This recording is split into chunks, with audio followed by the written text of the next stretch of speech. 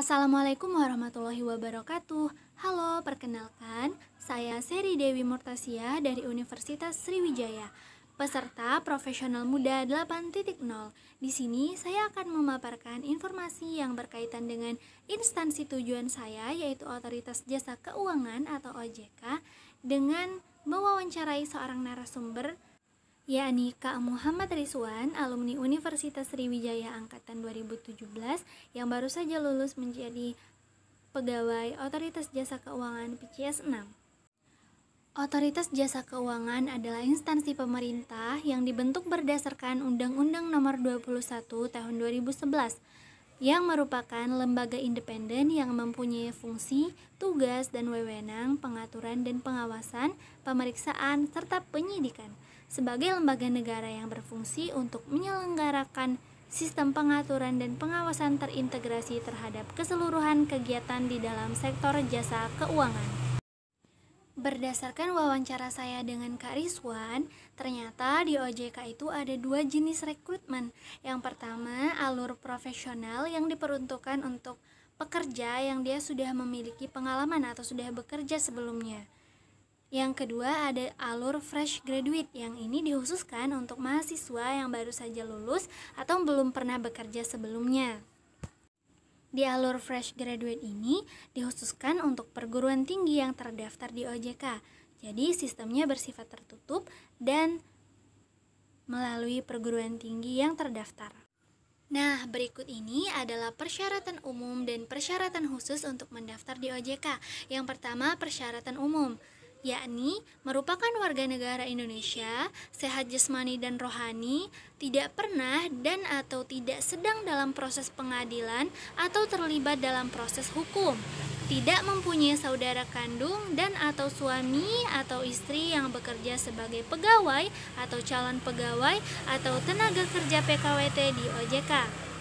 Selanjutnya, bersedia mengundurkan diri dan melepaskan ikatan dinas instansi atau lembaga atau perusahaan sebelumnya dalam hal diterima sebagai calon pegawai OJK. Bersedia menandatangani surat perjanjian ikatan dinas dengan OJK, bersedia tidak hamil selama masa pendidikan, yang ini khusus untuk wanita ya. Yang selanjutnya, bersedia mematuhi setiap peraturan dan atau tata tertib yang berlaku di OJK, bersedia ditempatkan di seluruh wilayah kantor OJK. Selain persyaratan umum, ada juga persyaratan khususnya nih. Yang pertama, merupakan lulusan S1 atau S2 terbaik dan berprestasi di Universitas Sriwijaya dengan urutan prioritas dari jurusan sebagai berikut. Yang pertama, akuntansi, yang kedua ilmu hukum, yang ketiga manajemen, yang keempat ekonomi pembangunan, dan yang kelima agribisnis. Selanjutnya, berusia. Untuk lulusan S1 maksimal 26 tahun dan untuk lulusan S2 maksimal 28 tahun. IPK minimal 3,0 dari skala 4,0, memperoleh rekomendasi dari pihak perguruan tinggi, memiliki pengalaman berorganisasi di perguruan tinggi dan atau sosial kemasyarakatan yang positif atau mendukung pengembangan diri, mampu berbahasa Inggris yang dibuktikan dengan sertifikat berbahasa Inggris yang berskala internasional yang masih berlaku untuk IELTS minimal 6, TOEFL IBT minimal 61, dan TOEFL ITP minimal skor 500. Diutamakan memiliki prestasi akademis atau non-akademis dalam perlombaan yang berkaitan dengan dunia pendidikan atau olahraga pada tingkat regional, nasional, ataupun internasional. Untuk alur rekrutmen untuk fresh graduate, alur seleksinya adalah seleksi dahulu di perguruan tinggi, baru kemudian akan seleksi di tingkat OJK. Nah, di seleksi perguruan tinggi terdiri dari hal-hal berikut ini. Yang pertama, pihak perguruan tinggi agar mengumumkan kepada para alumni atau melalui career center kampus tentang rekrutmen OJK. Selanjutnya, pihak perguruan tinggi melakukan seleksi berdasarkan fakultas dan jurusan yang dimiliki sesuai dengan persyaratan OJK. Kemudian, melakukan seleksi secara ketat atas lamaran yang disampaikan oleh kandidat meliputi seleksi akademis dan seleksi non-akademis. Selanjutnya, pihak perguruan tinggi dapat melakukan seleksi internal atau mandiri yang berdasarkan database alumni perguruan tinggi untuk mendapatkan kandidat terbaik dengan memperhatikan poin ketiga, poin yang sebelumnya.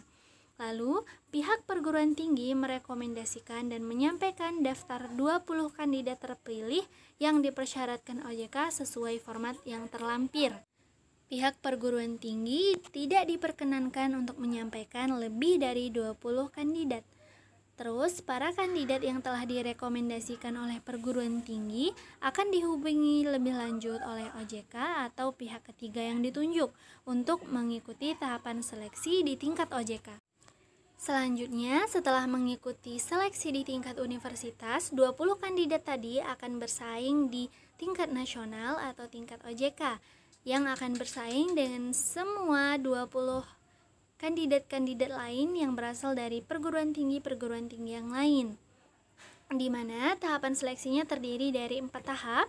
Yang pertama, seleksi administratif, yang kedua tes psikometri, tes ke-OJK-an, dan tes bahasa Inggris. Kemudian tahap ketiga ada tes kesehatan secara keseluruhan, dan yang terakhir adalah wawancara oleh user.